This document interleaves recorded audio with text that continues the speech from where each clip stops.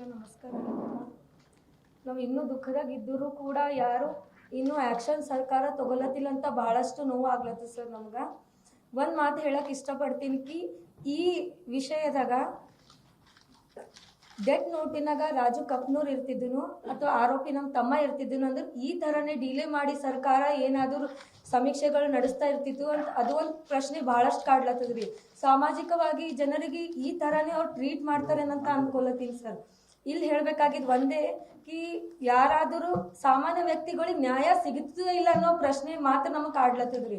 Delay ಆಗ್ಲತ್ತದ ಯಾಕೆ almost ಅವ ಡೆತ್ ನೋಟ್ದಾಗೆ ಯಾರವ್ರು ಕಾರಣಕರ್ತರನ ಅಂತ ಹೇಳಿದ್ದು ಆದರೂ ಕೂಡ ಅವ್ರು ಇನ್ನೂ ಏನಂತ ಹ್ಯಾಂಡ್ ರೈಟಿಂಗ್ ಮ್ಯಾಚ್ ಅಂತ ಗುತ್ತಿಗೆದಾರ ಹಣನ ಇಲ್ಲ ಇವೆಲ್ಲ ಪ್ರಶ್ನೆ ಯಾಕೆ ಬೇಕ್ರಿ? ಅವ ಮನನೊಂದೇ ಆ ಪತ್ರಗಳನ್ನ ಡೀಟೇಲ್ ಆಗಿ ಬರ್ದಾರ. ಅದಕ್ಕೋಸ್ಕರ ಏನದ ನಿಮ್ಮ ಕಡೆಯಿಂದ ಶಿಕ್ಷೆ ಆಗ್ಬೇಕಂತ ಸರ್ಕಾರ ಕಡೆಯಿಂದ ಕೇಳ್ಕೊಂಡು ಸಾಕಾಗೋಗಿದೆ ಸರ್. ಅವ್ರು ಕೊಡಲಿಲ್ಲ ಅಂದ್ರೆ ನಾವು ಮುಂದಕ್ಕೆ ಹೋಗೋದ ಅಂತ ಸಾಧ್ಯತೆ ನಾವು ಮಾಡ್ಕೊಡ್ತೀವ್ರಿ. ಇಲ್ಲೊಬ್ಬರು ಏನೋ ಬರ್ದಾರಿ. ಇಲ್ಲಿ ಒಂದು ಮಾತು ಹೇಳಕ್ ಇಷ್ಟಪಡ್ತೀನಿ ರೀ. ನಮ್ಮ ತಮ್ಮನ ಹ್ಯಾಂಡ್ ರೈಟಿಂಗ್ ಅದ ತಿಳ್ಕೊಂಡೆ ನಾವೇನು ಕಂಪ್ಲೇಂಟ್ ಕೊಡ್ಲಕ್ ಹೋಗಿದ್ವಿ. ಓಕೆ, ಒಪ್ಕೋತೀವಿ. ನೀವು ನಂಬ್ಲಕ್ಕಿಲ್ಲ, ಪರೀಕ್ಷೆ ಮಾಡಿರಿ, ಅದು ದಡ ಆಗ್ಯದಂತ ಗೊತ್ತಾಗ್ಯದ. ಅದು ಎದುರ್ದಿಂದ್ರಿ ಮಾಧ್ಯಮ ಮೂಲಕ ಯಾವುದೇ ರೀತಿಯಾದಂಥ ಪೊಲೀಸರು ಕೂಡ ಇನ್ನೂ ದಡವಾಗಿ ಅದ ಅಂತ ಯಾರು ಕೂಡ ನಮಗೆ ಇನ್ಫಾರ್ಮ್ ಕೂಡ ಮಾಡಿಲ್ಲ. ಡೆಡ್ ಬಾಡಿ ಜೊತೆ ಏನೇನು ವಸ್ತುಗಳು ಸಿಕ್ಕ್ಯಾವಂತ ರಿಟರ್ನ್ ರಿಸೀವ್ಡ್ ಕಾಪಿ ಕೂಡ ನಮಗೆ ಕೊಟ್ಟಿಲ್ಲ ಪೊಲೀಸರು ಅಂತ ಕೂಡ ಹೇಳ್ಕೊತೀನಿ. ಮತ್ತೆ ಒಂದು ಆರೋಪ ಹಾಕ್ಲತ್ತನ ಸಚಿನ್ ಮೋಸಗಾರ ಅದು ಇದು ಅಂತ. ಆಲ್ಮೋಸ್ಟ್ ನಾವು ನೋವಿನಾಗಿದ್ದೀವಿ. ಆರೋಪಿ ಹರ ಇಲ್ಲ, ಅದು ಏನು ಮೋಸಗಾರ ಹಣ ಇಲ್ಲ ಅಂತ ನಿರ್ಧಾರ ನೀವಾಗೆ ಮಾಡ್ಕೋಬೇಡ್ರಿ. ಮೊದಲು ಆಗ್ಲಿ ತನಿಖೆ ಆಗ್ಲಿ. ಆರೋಪಿ ಇದ್ದವ್ರು ಯಾಕೆ ಹಿಂದೆ ಮುಚ್ಕೊಂಡು ನಿಂತಾರಿ? ನಮ್ಮ ತಮ್ಮ ಇದ್ದು ಇಲ್ಲ ಹೋದರೂ ಕೂಡ ನಾವು ಎದುರು ನಿಂತು ಮಾತಾಡ್ಲತ್ತೀವಿ. ಅವಾಗ ತಪ್ಪು ಹಣನೋ ಇಲ್ಲೋ ನಮಗೂ ಗೊತ್ತಿಲ್ಲ. ಇನ್ನು ಅವ ಏನು ಪತ್ರದಾಗ ಬರ್ದಾನ ಅದು ಮಾತ್ರ ನಮಗೆ ಗೊತ್ತು.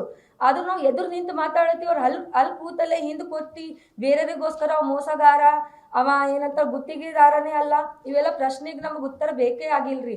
ಅವ್ನ ಮನನೊಂದು ಆತ್ಮಹತ್ಯೆ ಮಾಡ್ಕೊಂಡಾನ, ಅದಕ್ಕೆ ನ್ಯಾಯ ಬೇಕು ಅಷ್ಟೇ ಹೊರತು ನಾವು ಯಾವುದೇ ರೀತಿಯಾದಂಥ ರಾಜಕೀಯನೂ ಅಲ್ಲ, ಯಾವುದೇ ಅಲ್ಲ ಅಂತ ಹೇಳ್ಕೊತೀನಿ ಅಷ್ಟೇ ಸರ್.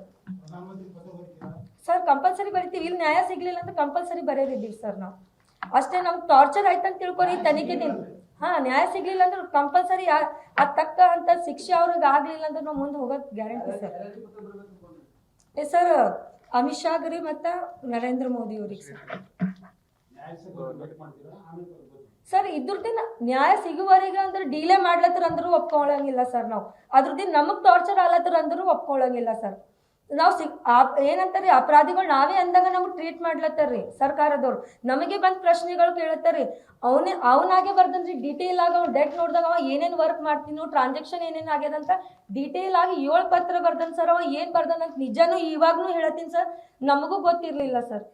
ಅವ ಏನ್ ಬರ್ದನ ಅದನ್ನೇ ನಿಜ ರೀ. ಸಚಿನ್ ಖಾತೆಗೆ 58 ಲಕ್ಷ ರೂಪಾಯಿ.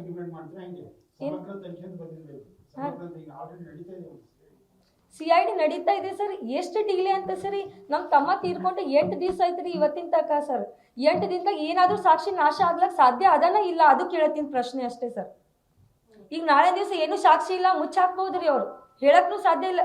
ಈಗ ನಾವು ಏನಂತ ತನಿಖೆ ನಡೆಸ್ಲತ್ತೀವಿ ಅಂತ ಹಿಂಗೆ 1 ತಿಂಗಳು 15 ದಿನ ಮುಂದುವರ್ಸ್ಕೊಂಡು ಹೋದ್ರು ಎಲ್ಲಾನು ಅವ್ರು ಏನ್ ಹಾಕ್ಬೋದು, ಸಾಕ್ಷಿಗಳನ್ನ ನಾಶ ಮಾಡ್ಬೋದಲ್ರಿ ಸರ್. ಚಾನ್ಸಸ್ ಬಹಳಷ್ಟು ಅವ್ರಿ. 8 ದಿನದಾಗೆ ಎಷ್ಟೆಲ್ಲ ಸಾಕ್ಷಿಗಳು ನಾಶ ಆಗ್ಬೋದು ಅಂತ ತಿಳ್ಕೊಬೋದಲ್ರಿ.